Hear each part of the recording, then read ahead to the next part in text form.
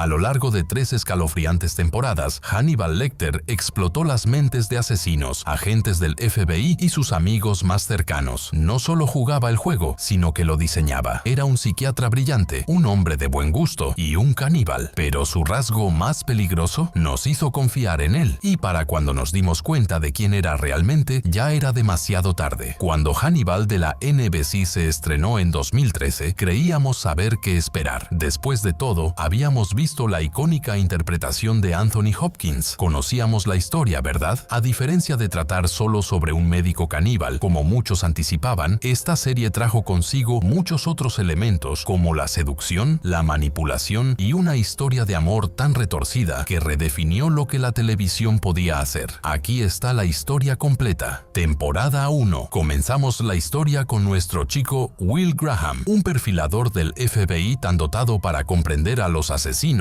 que literalmente le está destrozando la mente. Puede entrar en escenas de crímenes y ver exactamente lo que sucedió, sentir lo que sintió el asesino. Es un superpoder que también es una maldición. Jack Crawford, su jefe, sabe que Will está quemado, así que hace lo que cualquier persona razonable haría: lo envía a un psiquiatra. Y luego tenemos al doctor Hannibal Lecter, impecablemente vestido, culto y sofisticado. Sirve las comidas más exquisitas que jamás hayas visto. Escucha con genuino interés y parece preocuparse de verdad por el bienestar de Will. Es justo lo que Will necesita, solo que también es el mismo asesino que Will ha estado buscando. Es impresionante cómo la temporada 1 no se trataba solo de ver a Hannibal manipular a Will, sino también de verlo seducirnos a nosotros, el público. Cada cena parecía una clase magistral de elegancia, cada sesión de terapia parecía realmente útil. Uno se encontraba pensando, quizás Hannibal de verdad se preocupa por Will, y eso era precisamente lo que lo hacía tan aterrador. Mientras Will luchaba con su don, viendo escenas de asesinatos en sueños, Hannibal las orquestaba. Los asesinatos del destripador de Chesapeake era él. Las elaboradas escenas del crimen que parecían instalaciones artísticas, obra suya, y usaba sus sesiones con Will para mejorar en ello. Cada semana, Hannibal copiaba a los asesinos que habían atrapado, mejorando sus técnicas. Tomaba sus métodos y los elevaba, convirtiendo el asesinato en arte escénico. Vimos cómo la sofisticación de Hannibal y la serie lo demostraba con cada comida perfectamente presentada que probablemente contenía un riñón. La temporada se desarrolló hasta el colapso psicológico total de Will. Hannibal lo había estado envenenando sutilmente, empeorando su estado mental mientras fingía tratarlo. Para el final, Will estaba en un hospital psiquiátrico, acusado de ser el mismo asesino que había estado buscando. ¿Y quién fue su único visitante? Su único apoyo, el Dr. Lecter, por supuesto. La escena final de la primera temporada fue Hannibal cocinando a quien luego supimos que era el posible sustituto de Will, otro aprendiz del FBI. Ya había pasado a su siguiente proyecto, la siguiente mente que moldear. Will era solo el primer plato. ¿Crees que puedes predecir hacia dónde va esta historia? Créeme, no puedes. La segunda temporada toma todo lo que crees saber y lo pone patas arriba. Temporada 2. La segunda temporada arrancó con Will justo donde Hannibal lo quería, tras las rejas, desacreditado y completamente a su merced. Todos creían que Will había perdido la cabeza, todos menos el propio Will, quien finalmente descubrió la verdad sobre su médico. Lo que siguió fue la partida de ajedrez psicológico más elaborada jamás vista en televisión. Will tuvo que demostrar la culpabilidad de Hannibal mientras fingía estar loco, mientras él continuaba con sus sesiones de terapia, interpretando aún al psiquiatra preocupado. La ironía era asfixiante. La única persona que realmente entendía a Will era quien le había destrozado la vida. Esta temporada nos presentó la verdadera obra maestra de Hannibal. Su relación con Will no era solo explotación, sino amor. Un amor amargo, posesivo y peligroso, sin duda, pero amor al fin y al cabo. Hannibal no solo atrapó a Will en su red, sino que también quiso que Will decidiera quedarse allí. La serie nos regaló algunas de sus imágenes más perturbadoras en esta temporada. Murales humanos hechos con personas vivas, un asesino que convertía a sus víctimas en instrumentos musicales, un trabajador social enterrado vivo en un campo de flores. Cada crimen era más elaborado que el anterior, y Hannibal era directamente responsable o los inspiraba tras bastidores. Sin embargo, esto es lo que lo hacía brillante. Empezabas a comprender la perspectiva de Hannibal. Cuando mataba, no era violencia aleatoria. En su mente estaba estaba eliminando a los groseros, a los vulgares, a los indignos. Se veía a sí mismo como la evolución en acción, eliminando a los que consideraba especímenes inferiores. La serie nunca te pedía que estuvieras de acuerdo con él, solo que entendieras su lógica, y de alguna manera eso era más aterrador que la brutalidad descerebrada. El ecuador de la temporada nos trajo uno de los momentos más impactantes de la televisión. Will, finalmente libre y colaborando con Jack Crawford para atrapar a Hannibal, parecía estar cerca. Tenían un plan, iban a desenmascararlo. Todo estaba encajando. Entonces Hannibal lo descubrió. El final de la segunda temporada sigue siendo uno de los episodios más brutales que he visto. En lugar de que Hannibal mate a sus enemigos rápidamente, primero los destruye emocionalmente. Destripó a Jack Crawford en su propia oficina. Explotó a la hija adoptiva de Will para que intentara matarlo. Volvió la mente de Will en su contra por última vez. La temporada terminó con Will y Hannibal finalmente sincerándose. Se acabaron los juegos, se acabaron las pretensiones. Will admitió que había empezado a disfrutar de su relación, que había empezado a comprender la visión del mundo de Hannibal, y Hannibal le reveló cuánto significaba Will para él al hacer lo único que nadie esperaba: huir, no sin antes dejar a Will desangrándose en el suelo de su cocina, por supuesto. Incluso los actos de amor de Hannibal conllevaban violencia. Mientras las sirenas aullaban en la distancia, Hannibal desapareció en la noche con su psiquiatra, la doctora Bedelia du Maurier, dejando a Will preguntándose si había creado un monstruo o simplemente había revelado uno que siempre estuvo ahí. La pregunta que lo preside todo: al intentar atrapar a Hannibal, ¿Will se había convertido en él? La tercera temporada respondería a esa pregunta de maneras sorprendentes. La respuesta podría perturbarte más que cualquier otra anterior. Temporada 3. Es muy importante destacar que esta temporada se dividió en dos mitades distintas, cada una más impactante visualmente y psicológicamente compleja que cualquier otra serie anterior. La primera mitad nos llevó a Florencia, Italia, donde Hannibal había asumido una nueva identidad como conservador de museo, porque por supuesto lo había hecho. ¿Dónde más terminaría un hombre que convierte el asesinato en arte? Will sobrevivió al regalo de despedida de Hannibal